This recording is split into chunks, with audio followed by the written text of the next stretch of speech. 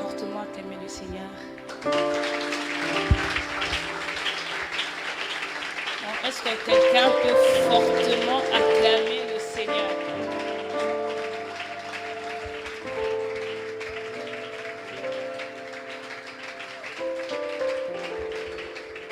Merci beaucoup, on peut reprendre nos places. Je suis dans la joie d'être là. Quand on a changé d'adresse, je me rappelle, j'ai reçu beaucoup de messages. Quelqu'un m'a dit, mais qu'est-ce qui s'est passé? Qu'est-ce qui s'est passé? Bon, je suis sûre que quelqu'un dans cette salle est curieux de savoir pourquoi on a changé d'adresse. Et je n'avais pas prévu d'en parler, mais je sens que je dois en parler parce que je veux bénir quelqu'un. Vous savez, voilà, comme d'habitude, on a préparé, tout était normal. Et aujourd'hui, à 9h, j'ai dormi même. Bon, c'est normal parce que j'ai plutôt dormi à 6h. Ouais. Alors, j'ai reçu l'appel du gérant. Le gérant m'appelle, il m'a dit, Madame Dorcas, vous êtes loin? J'ai dit non. Est-ce que tu peux venir vite? On a un sérieux problème. J'ai dit, ok. Je me suis apprêtée. Et puis, je suis sortie. On a vu le gérant. Le gérant m'a dit que non. Est-ce que tu sais que hier, il y avait une fête dans la salle? J'ai dit, oui, hier, il y avait une fête de mariage. Alors, les gens ont dépassé l'heure du couvre-feu. Pas seulement ça, ils se sont saoulés. Ils se sont même bagarrés. Jusqu'au point où, quand la police passait, la police a interpellé la salle. Il est déjà 22h. Comment vous retenez les gens jusqu'à 7h? Alors, tellement qu'il y a eu des bagarres, on a carrément dit que la salle est fermée jusqu'à nouvel ordre. Quand le gérant m'a dit ça, j'ai dit, ok, la salle est fermée, oui. Donc, on ne peut pas voir l'activité, oui. Donc, on devait trouver une solution sur les champs. Et par la grâce de Dieu, nous avons eu cette salle. Mais j'aimerais spécifier quelque chose. Dieu a la capacité de te donner quelque chose de meilleur, mais au même coup. Écoutez-moi, on avait prévu une salle de 200 personnes. Au même coup, Dieu a dit non, je vais faire mieux que ça. Je vous donne plus de 200 personnes. Où vous avez tout, mais je ne change pas les coups. Il arrive des saisons dans la vie où Dieu ne change pas les méthodes. Tu prieras toujours 1 heure du temps, mais les résultats seront différents. Il arrive dans des saisons dans la vie où Dieu ne va pas changer tes méthodes. Il va garder les méthodes. Il va garder les coups. Il va garder les prix, mais il te donnera le meilleur. À l'instar de Gédéon. Gédéon battait le froment. Lorsque Dieu est venu vers lui, Dieu n'a pas changé la méthode de Gédéon de battre. Dieu a changé le froment aux Madianites. Dieu a laissé Gédéon en train de battre. Mais Dieu a simplement changé. Il a enlevé les froments, il a mis les Madianites. J'aimerais proclamer dans la vie de quelqu'un. En 2021, Dieu ne touchera pas à tes méthodes. Tu garderas les mêmes méthodes, mais les résultats seront différents. J'aimerais dire à quelqu'un, tu garderas ta consécration, mais les résultats seront différents. Est-ce que j'ai parlé à quelqu'un? Dieu gardera les méthodes, mais il te donnera les résultats qui sont différents. Dieu m'a dit, je fais ça pour te révéler ce que l'année 2020 va être. J'aimerais dire à l'équipe de l'organisation, on gardera les mêmes méthodes. On gardera notre cœur pur. On gardera les mêmes motivations. Mais nos résultats seront différents.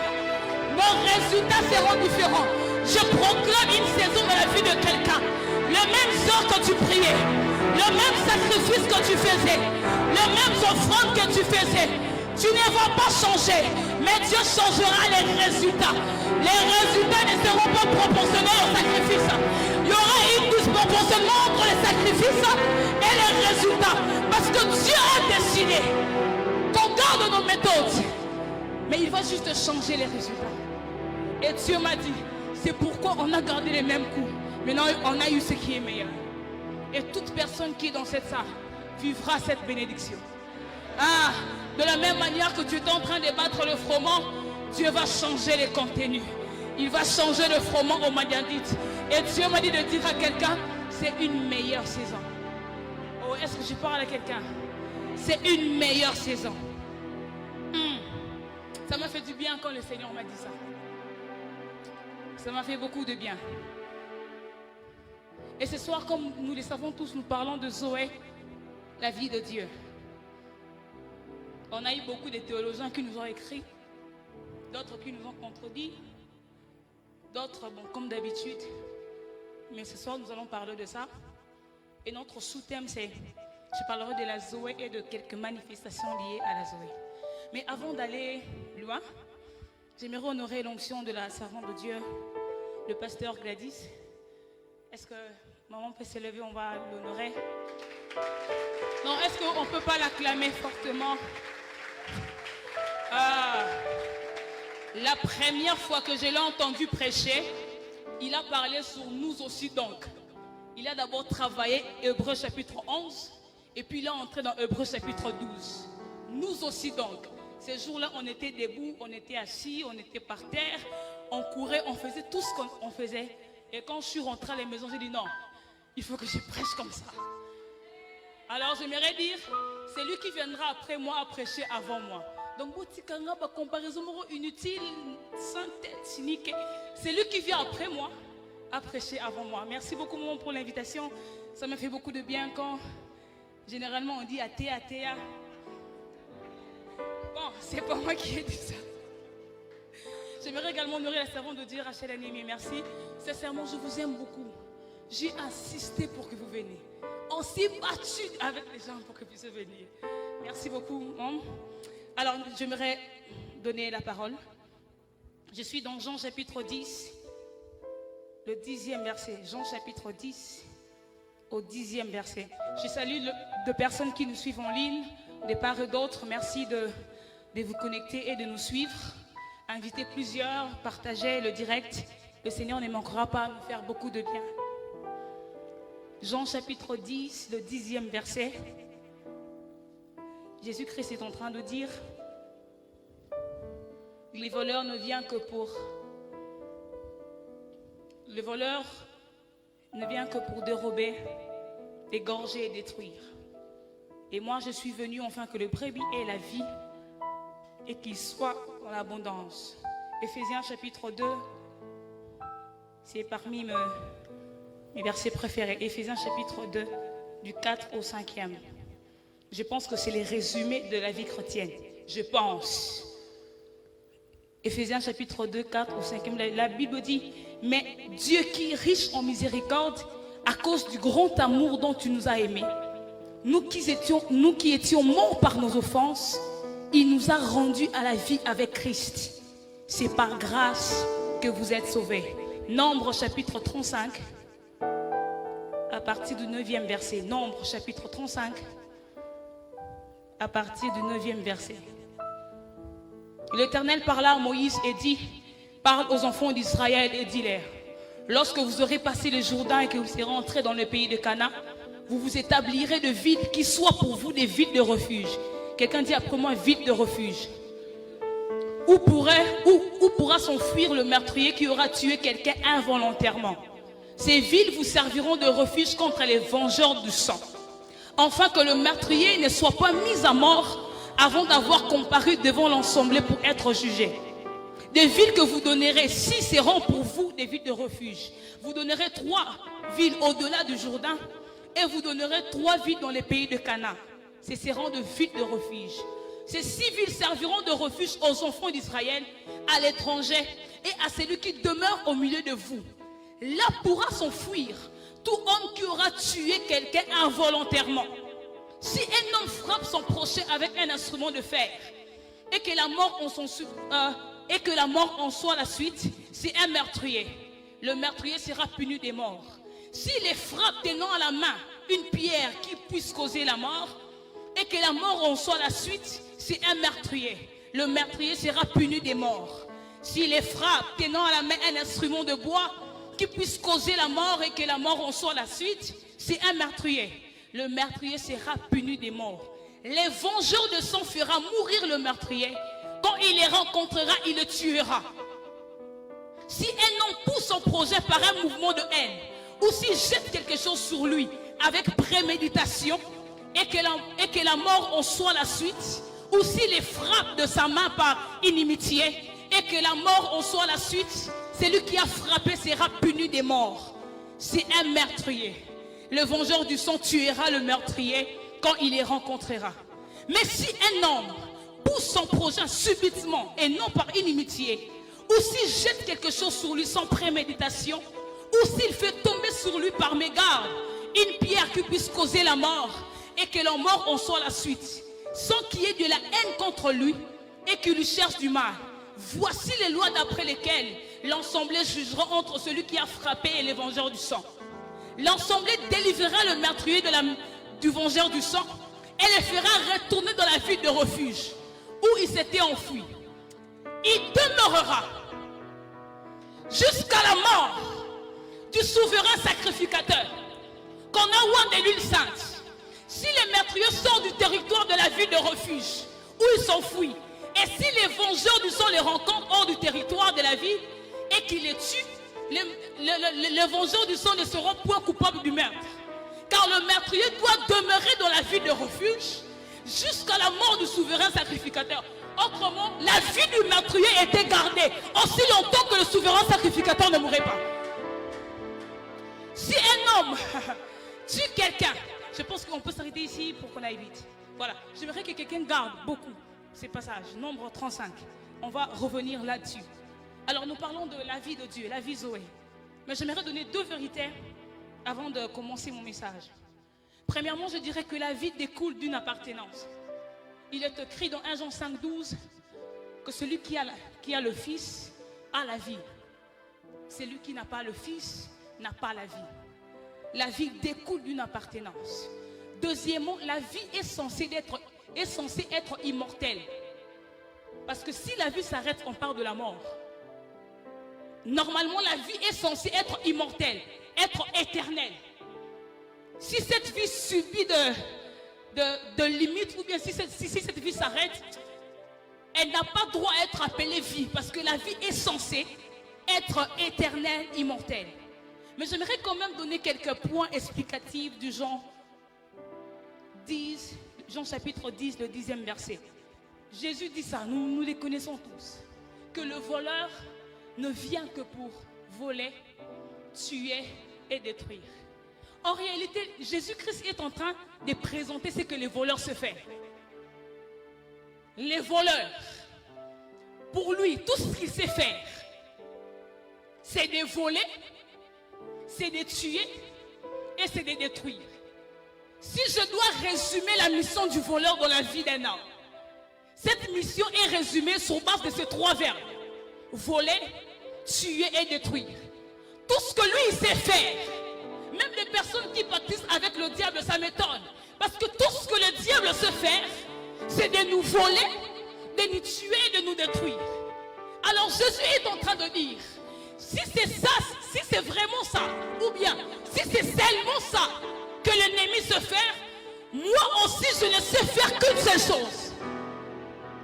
Si les voleurs n'essaient de voler, tuer et détruire, moi aussi je ne sais que faire une seule chose, donner la vie. Est-ce que je peux prêcher? Non, est-ce que je peux prêcher? Jésus voulait nous dire ceci. Autrement, le diable pour vous avoir, il met en place trois stratégies. Pour que le diable vous touche, vienne vers vous, il met en place trois stratégies. La première stratégie du diable, c'est de vous voler. Lorsqu'il se rend compte qu'il n'arrive pas à vous voler, il passe à la deuxième. C'est de vous tuer. Et lorsqu'il se rend compte qu'il n'a pas pu faire la deuxième, il passe à la troisième. C'est de vous détruire. Voler veut dire vous priver de quelque chose dont vous jouissez. On m'a volé mon argent. On m'a volé mon téléphone. On vous prive de quelque chose dont vous vous jouissez. Lorsque le voleur opère dans cette dimension, le voleur touche à ce que vous avez. Lorsque les voleurs opèrent dans la dimension du vol, ils touchent la dimension de ce que vous avez. il est de la dimension de l'avoir. Il est de la dimension de la possession, de ce que vous avez. Mais lorsqu'il se rend compte qu'il ne peut pas vous voler, il commence à vous tuer. Ici, le verbe tuer veut dire c'est perdre soi-même. Autrement, perdre la vie. Si le diable ne sait pas vous prendre quelque chose, il cherche à vous prendre vous-même. Quand tu rencontres le Koulouna ou bien le gangster en route, leur première intention, ce n'est pas de te tuer. Leur première intention, c'est de te prendre ce que tu as.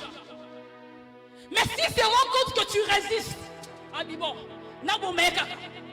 c'est pareil avec l'ennemi. Sa première intention d'abord, quand il vient vers toi, il cherche d'abord à toucher à tes possessions. Il cherche d'abord à te voler, à prendre ce qui est à toi. Quand il se rend compte qu'il n'arrive pas à le faire, il dit bon, ok, qu'on le tue carrément. Mais lorsqu'il se rend compte, même vous tuer devient difficile, il dit bon, détruisez-les alors. Or, détruire veut dire toucher à la fois ce que tu as et ce que tu es. Donc, je mets en place la première stratégie de toucher ce que tu as. Quand je n'arrive pas, je passe à la deuxième. Je touche à ce que tu es. Mais quand je n'arrive pas, bon, mais Jésus nous révèle quelque chose. Si le diable a trois stratégies pour vous avoir, si le diable doit mettre en place trois différentes stratégies, moi je n'ai qu'une seule stratégie. Moi je n'ai qu'une seule stratégie, c'est de vous donner la vie. Cela veut dire, lorsque lui il vole, moi je viens donner la vie. Lorsque lui il tue, moi je viens donner la vie. Lorsque lui il détruit, moi je viens donner la vie. En réalité, les stratégies du diable sont croissantes. Voler, tuer et détruire. Mais la stratégie de Jésus est constante.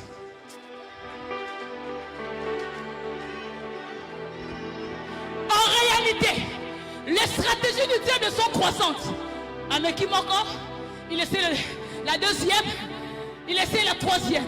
Mais lorsque le diable se démêle en faisant le 3, Jésus dit, là où il vole, moi je viens donner la vie. Là où il tue, moi je viens donner la vie. Là où il détruit, moi je viens donner la vie. Ma stratégie est constante. Moi je n'ai pas de stratégie faible, je n'ai pas de stratégie élevée. Je n'ai pas de stratégie en bas, je n'ai pas de stratégie. Non, ma stratégie est constante. Face aux trois stratégies de l'ennemi, Jésus n'a qu'une seule. Mais enfant de Dieu, la deuxième des choses que j'ai retenues de ces passages, à part du fait que Jésus nous révèle les trois stratégies du diable, en réalité, Jésus également est en train de nous révéler les trois fonctions de la vie.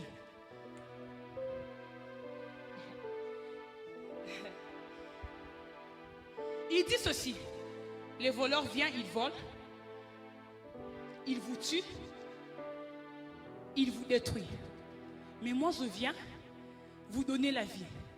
En réalité, Jésus nous parle également de trois fonctions de la vie. Cela veut dire, là où il y a le vol, la vie a la capacité de restituer. Là où il y a la mort, la vie a la capacité de ressusciter. Là où il y a la destruction, la vie a la capacité de restaurer. Quand je vous présente les trois stratégies du diable, je vous présente aussi les trois fonctions de la vie. Quelqu'un qui a la vie lui donne de restituer ce qu'il avait perdu. Quelqu'un qui a la vie lui donne de faire mettre en vie ce qui était mort. Dieu m'a dit ceci. J'ai fait une vision. Dieu m'a dit, vous avez commencé une décennie où malheureusement, ou bien comme d'habitude, le voleur vient toujours en premier. Le voleur vient toujours en premier. Il vient, il vole, il tue, il détruit. On a commencé 2020 où le Covid a pris des choses, où le Covid a tué. On a commencé une décennie où les gens ont perdu des choses. Mais ce que le voleur oublie et que son passage est un signe que celui qui donne la vie est en train de venir. Non, ce que le voleur oublie et que son passage est un panneau indicateur que celui qui donne la vie vient. Le passage du voleur, c'est le passage éligible à Jésus de donner la vie. Là où Covid a volé, la vie va restituer. Là où le voleur a détruit, la vie va restaurer. Et Dieu m'a dit de dire à quelqu'un, en 2021, c'est là que j'ai compris pourquoi on a commencé l'année avec ce thème. Dieu m'a dit, vous avez commencé 2021 avec ce thème. Parce qu'exactement, je ferai trois choses. Je vais restituer ce qui était volé. Je vais ressusciter ce qui était mort. Je vais restaurer ce qui était détruit. Oh, je pensais que je prophétisais sur quelqu'un. En cette année 2021, la vie de Dieu va faire ça. Là où les voleurs ont volé, la vie va restituer. La vie va restituer les réputations. On t'a volé ta réputation. On t'a volé ta dignité. On t'a volé ton nom. On t'a volé je ne sais pas quoi. La vie va restituer. Je ne sais pas ce qu'on t'a pris. Mais la vie.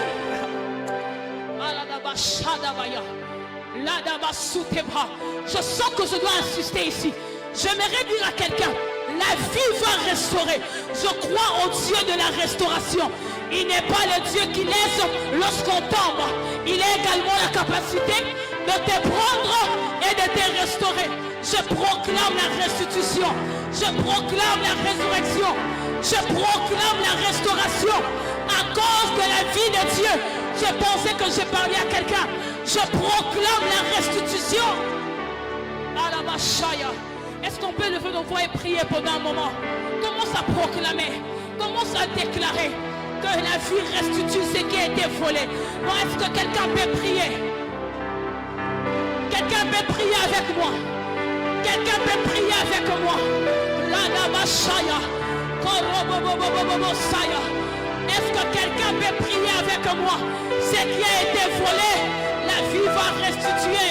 Ce qui était mort, la vie le fera ressusciter. Ce qui était détruit, la vie restaurera. Oh, prie avec moi avant qu'on aille voir.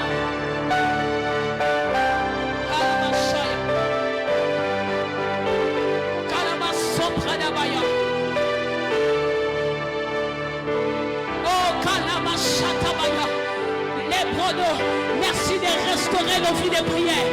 Merci de restaurer nos intimités. Merci de restaurer notre confiance en toi.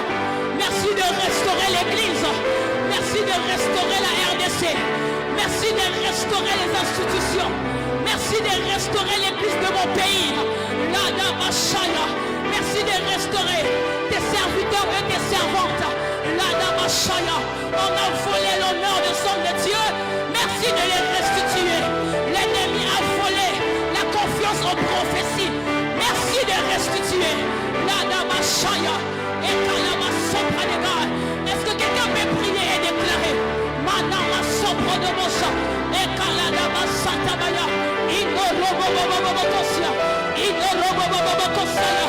L'ennemi a volé.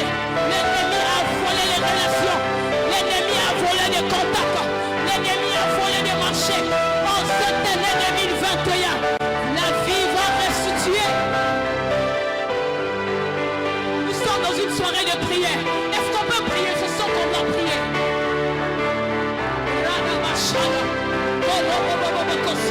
Il y a de grâces qui ne fonctionnaient plus. Il y a de grâces qui ne fonctionnaient plus. Il y a des dons spirituels qui ne se manifestaient plus. Dans l'église de mon pays, les miracles sont partis. Dans l'église de mon pays, les guérisons authentiques sont partis. Dans l'église de mon pays, les prophéties authentiques sont parties. Il est temps que Dieu restitue. Il est temps que la vie restitue. Le Dieu de miracles, le Dieu qui parle, le Dieu qui guérit.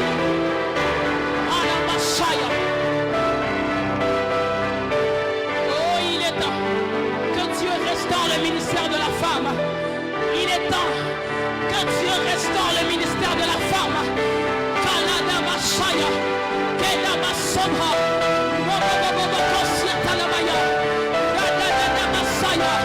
Ce que j'avais perdu, je les récupère. Ce qui était détruit, la vie les restaure.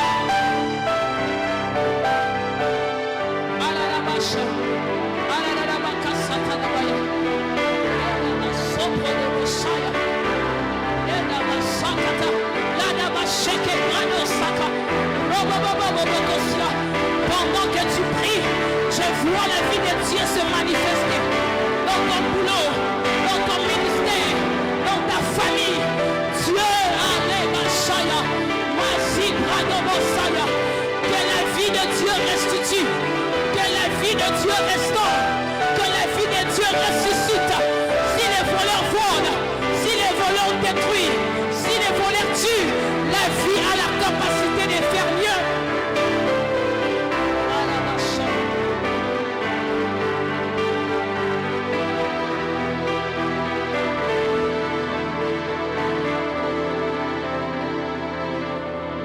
Merci Jésus.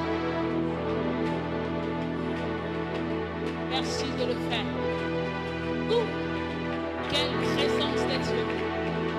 Jésus, merci de le faire. Jésus, merci de le faire. Kalada Bashaya. Jésus, merci de le faire. Lada Bashaya. Kela Brasobradega. Alada Basite. Il y aura maintenant une différence entre ceux qui te servent et ceux qui ne te servent pas. Jésus, merci de restaurer. Shadabaya. Kalada Basobra. Merci de restaurer des ventres qui n'enfantent pas. Merci de restaurer des ventres qui n'enfantent pas. Merci de restaurer des mariages. Ces mariages qui attendent longtemps un enfant. Merci par ta vie, les sobres. Merci par ta vie de le faire.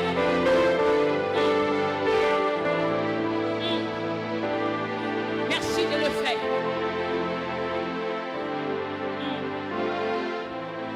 Amen. Nous allons continuer notre prédication. Je pense que le Seigneur a bouleversé beaucoup de choses.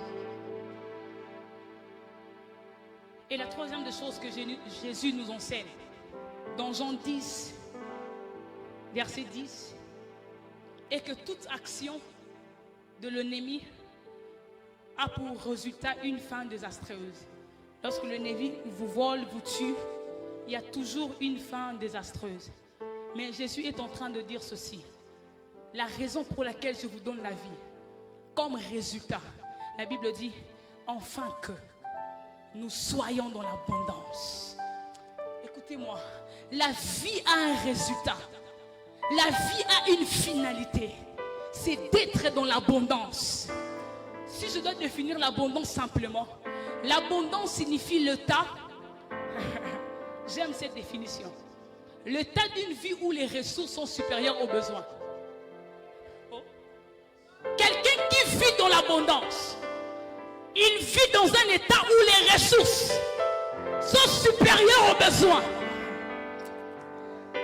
Quand on fait nos projets, on se rend compte que les besoins supplantent même les ressources. Mais Jésus dit, je change la donne. Il est temps que vous entrez dans une saison où tu finis tous tes besoins, mais tu te rends compte que les ressources restent quand même. Oh, je proclame l'abondance dans la vie de quelqu'un. Non, je proclame un état où les ressources sont supérieures aux besoins. Oh, je proclame dans la vie de quelqu'un, parce que nous avons la vie. Nous entrons dans une saison où les ressources. J'ai essayé d'imaginer ça. Myrio, tu as un besoin? C'est quoi ton besoin? Un des besoins. Hey.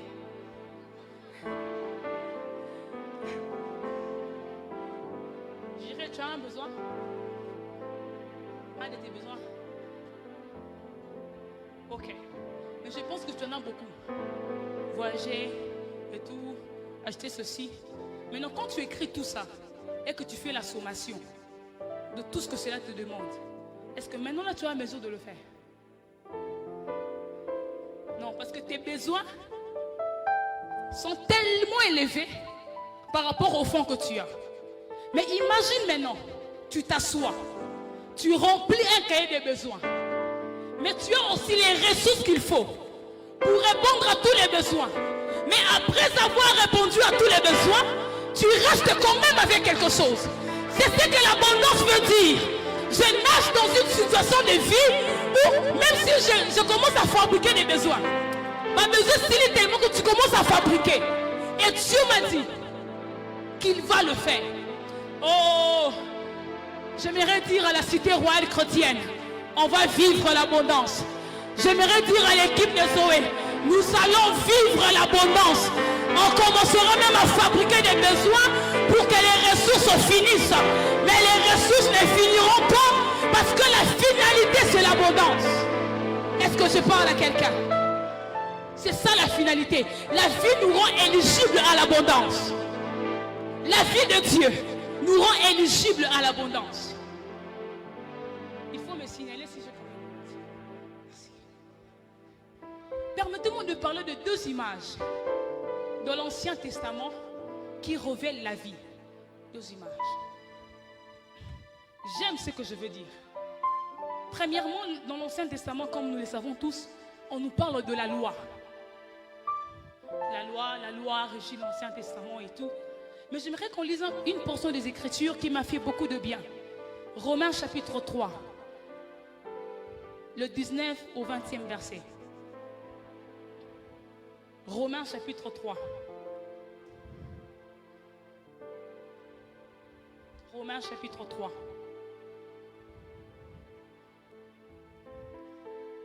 Or, nous savons que tout ce que dit la loi, j'aimerais que quelqu'un retienne ça. Or, nous savons que tout ce que dit la loi, elle le dit à ceux qui sont sous la loi. Afin que toute bouche soit fermée et que tous les mondes soient reconnus coupables devant Dieu. Car nul ne sera justifié devant Dieu par les œuvres de la loi, puisque c'est par la loi que vient la connaissance du péché. Ici, l'apôtre Paul dit deux choses. Premièrement, elle dit, nous savons ce que dit la loi. Elle le dit à ceux qui sont sous la loi. Mais l'apôtre Paul ne nous dit pas ce que la loi dit. Parce que quand l'apôtre Paul dit ce que dit la loi, dire ici veut dire parler verbalement. Autrement dit, la loi a une voix.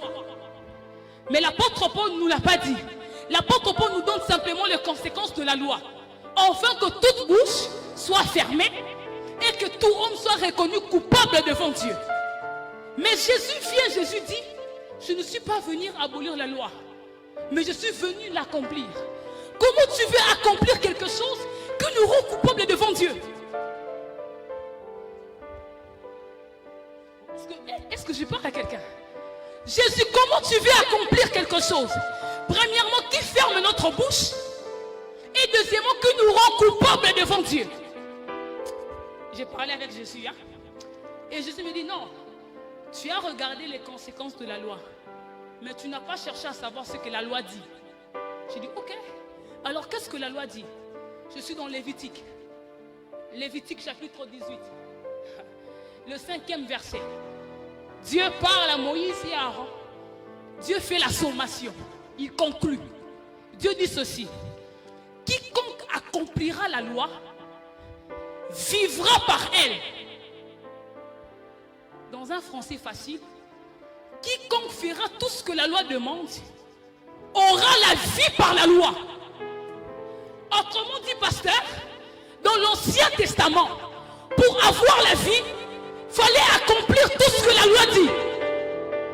Si tu accomplis, tu as la vie par la loi. Mais à cause de la nature pécheresse de l'homme, l'homme était incapable d'accomplir la loi. Autrement dit, l'adresse de la vie de l'Ancien Testament était enfermée dans la loi. Alors Jésus dit, je ne peux pas abolir la loi. Pourquoi? Parce que la vie est cachée dans la loi. Ce que moi je dois faire, je dois l'accomplir. Parce que si j'accomplis la loi, l'adresse de la vie change. La vie n'aura plus l'adresse de la loi. L'adresse de la vie deviendra Jésus. Oh! Est-ce que je peux prêcher à quelqu'un? Je sens que je vais prêcher. Jésus dit, je ne peux pas abolir les choses qui vous donnent la vie. Je dois l'accomplir. Parce que si je l'accomplis, le chemin de la vie va changer. Autrefois, tu cherchais à accomplir pour avoir la vie. Maintenant que moi j'ai accompli, tu n'as qu'à venir vers moi. L'adresse de la vie a changé. L'adresse de la vie, ce n'est plus la loi. L'adresse de la vie, c'est Jésus.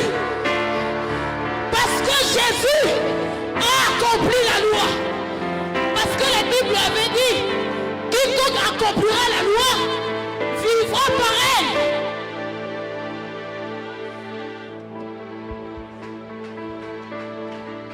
J'aimerais dire à quelqu'un, l'adresse de la vie c'est Jésus-Christ. L'adresse de la vie ce n'est pas l'argent. L'adresse de la vie ce n'est pas la renommée.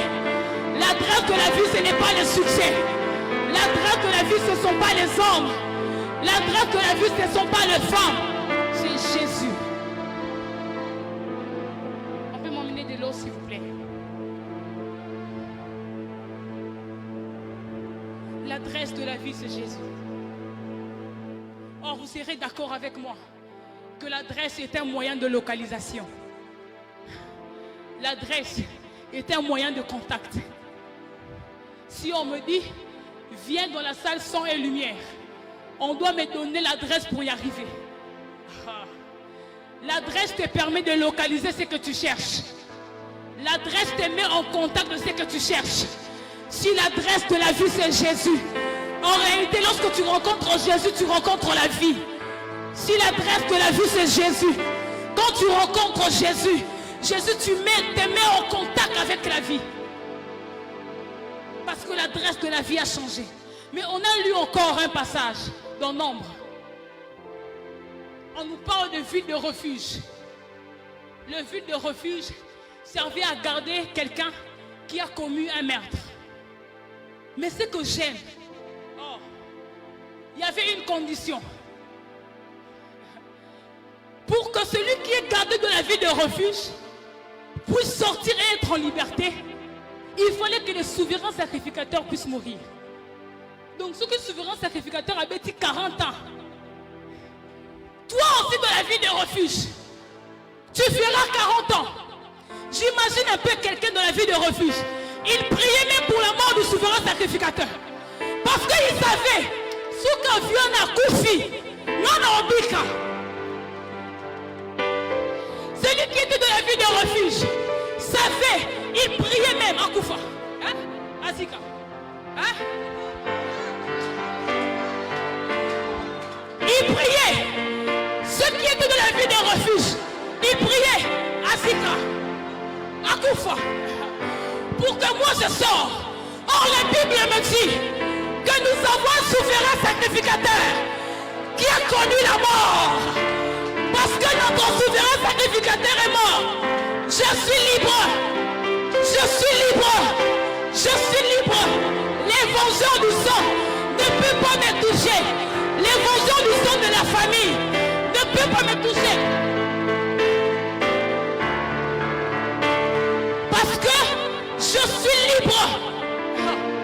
Mais ce que j'aime, la mort du souverain sacrificateur libérait le meurtrier. Mais ça ne changeait pas son état. On peut te libérer et rester voleur. On peut te libérer. Les souverains sacrificateurs peuvent mourir. Mais tu restes impunique. Mais il est écrit dans Romains chapitre 6. Il est écrit dans Romains chapitre 6. Il a connu la mort. En fait que le corps du péché soit réduit à l'impuissance.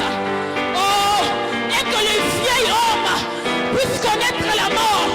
Nous, la mort de notre souverain sacrificateur a touché à notre identité. Oh, est-ce que je parle à quelqu'un? La mort de notre souverain sacrificateur a touché à nos vies. Ça ne nous a pas seulement libérés, mais ça nous a même changé. Lorsqu'on sort des villes de refuge, on est en train de meurtrier. Mais lorsqu'on sort, on sort guéri de ça. On est en train impudique.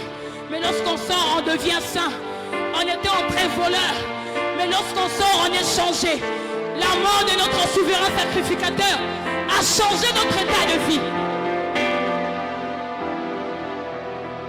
Mais troisièmement, la Bible me dit ceci, que les villes de refuge, c'était uniquement pour des personnes qui ont tué involontairement. villes de refuge servaient simplement à garder des personnes qui ont tué involontairement. Si tu as tué volontairement, on va te tuer. On ne va pas te garder dans la ville de refuge. Mais il est écrit dans Romains chapitre 5, le 8e verset.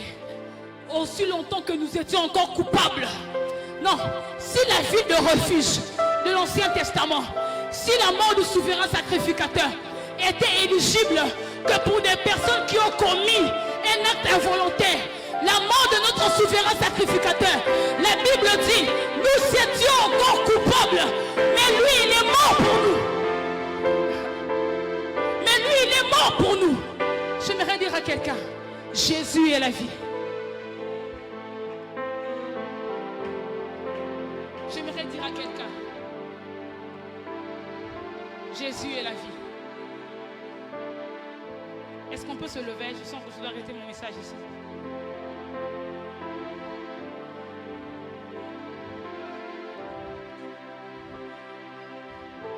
J'aimerais dire à quelqu'un que Jésus est la vie. L'adresse de la vie a changé. C'est Jésus. J'aimerais parler à deux personnes. Premièrement, à deux personnes qui n'ont jamais donné leur vie au Seigneur. Tu n'as jamais donné ta vie au Seigneur. Tu es dans cette salle. J'aimerais prier avec toi. J'aimerais également prier avec deux personnes qui cherchent à renouveler leur alliance avec Jésus. Là où tu es, j'aimerais prier avec toi. Est-ce que tu peux simplement te manifester? Tu n'as jamais donné ta vie au Seigneur et tu comptes renouveler ta relation avec Dieu. J'aimerais qu'on fasse une prière. J'aimerais qu'on fasse une prière. Aussi, j'aimerais prier avec deux personnes. Tu vas simplement, parce que Jésus est la vie et que tu as rencontré la vie, c'est une aberration de prier pour que la vie vienne. Tu as déjà la vie. Tu dois prier pour que la vie se manifeste. J'aimerais là où tu es que tu puisses prier par rapport à ton mariage, par rapport à ton ministère, que la vie de Dieu se manifeste. Parce que tu as rencontré Jésus, c'est que tu as déjà la vie. Alors prie pour la manifestation de la vie. Ne prie pas pour appeler la vie. Ne prie pas pour demander la vie. Tu l'as déjà. Tu l'as déjà. La vie de Dieu est en toi. Prie pour la manifestation de celle-ci. Est-ce que quelqu'un peut lever sa voix et commencer à prier? Est-ce que quelqu'un peut lever sa voix et commencer à prier? Oh, j'aimerais prier avec quelqu'un. Que la vie de Dieu se manifeste. Que la vie de Dieu se manifeste. Que la vie, oh Radabashaya, Ramasoprodobosha, Ladabasatabaya. Prie avec moi, prie avec moi. Que la vie de Dieu se manifeste. Est-ce que quelqu'un peut prier avec moi? Que la vie de Dieu se manifeste. Oh, ça m'étonne ta manière de prier. Ta manière de prier m'étonne. Est-ce que quelqu'un peut prier pour la manifestation de la vie de Dieu? Est-ce que quelqu'un peut prier pour la manifestation de la vie de Dieu? Je vous ai dit que l'adresse de la vie avait changé. Et que l'adresse de la vie c'est Jésus. Tu as Jésus. Tu as la vie.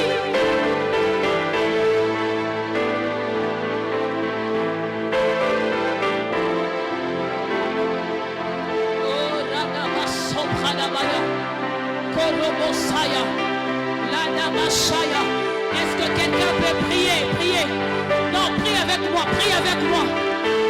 Que la vie de Dieu se manifeste. En cette année 2021, que la vie de Dieu se manifeste. Que la vie de Dieu restaure. Que la vie de Dieu restitue. Que la vie de Dieu ressuscite.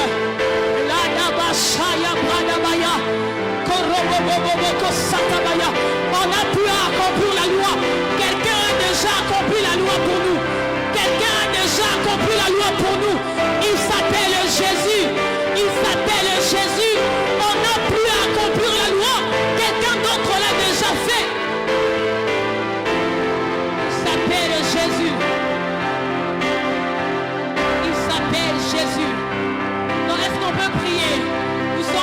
soirée de prière. Nous sommes dans une soirée de prière. Prie pour la manifestation de la vie de Dieu.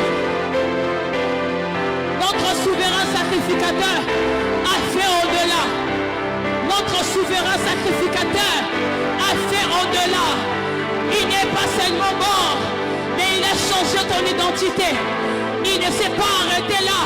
Même pour toi qui étais un coupable, est-ce que quelqu'un peut prier?